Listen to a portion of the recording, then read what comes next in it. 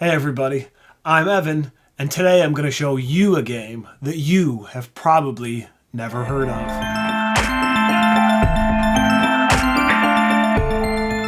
Bear with me today, I have a bit of a cold. And speaking of cold, the game I'm going to talk about is called The Arctic.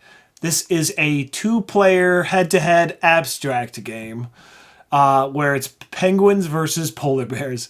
Let's go down to the table and I'll show you how it works. Okay, here we go. This is the Arctic. This is what it would look like set up.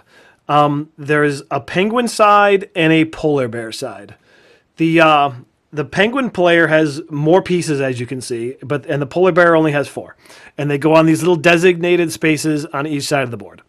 The game also comes with some cards. Each player starts with a walk card, which has a movement pattern on it. Then the rest of the 12 cards are distributed evenly between the players.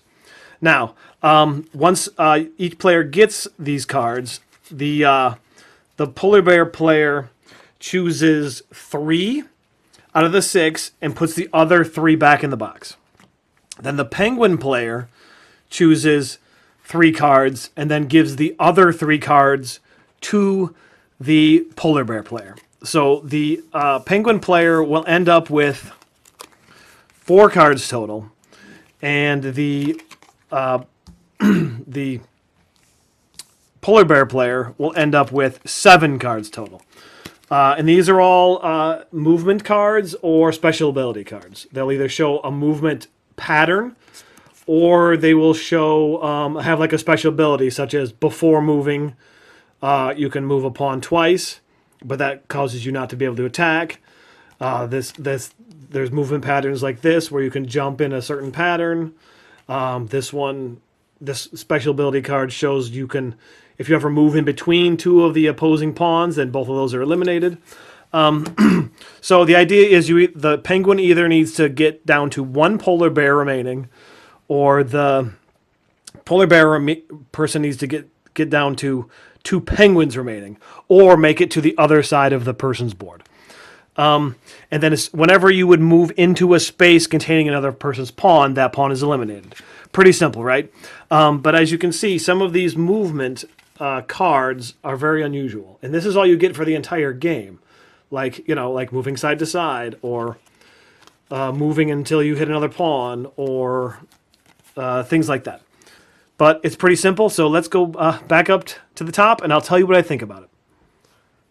And there you have it. There's the Arctic. As you can see, it's a bit Onitama-ish, but not quite. To the fact that there is more cards, and you don't lose those cards when you use them. Would I play this over Onitama? I really don't think so. The time on the box says 30 minutes.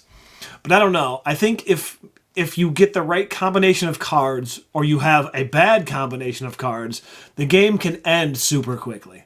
So I guess the key to the game is drafting the right cards and making sure you don't give the wrong cards to your opponent. I feel like that kind of strategy would require a lot of plays to understand the nuances between the movement cards and the special ability cards. And honestly, for this game, I don't know how many repeated plays you're actually gonna want to do. I would definitely pick Onitama over this. However, it is super cute because it is an Uchibakoya production, and it is fun for what it is. It's just it is what it is, right? So the question is, where do I find this game? Second-hand copies are available on places like Noble Knight or Board Game Geek. However, they are quite pricey. And the reason for that is because it also comes with instructions and cards to use this as an Aqua Garden expansion. So I would imagine people are probably trying to track it down for that reason. So yes, you can have the polar bears or the penguins in your game of Aqua Garden, which is pretty cool. Which is a pretty cool expansion, right? Because who wouldn't want that in Aqua Garden? So yeah, I guess that wraps it up this week.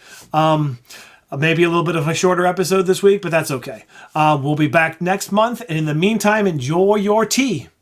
Bye, everybody.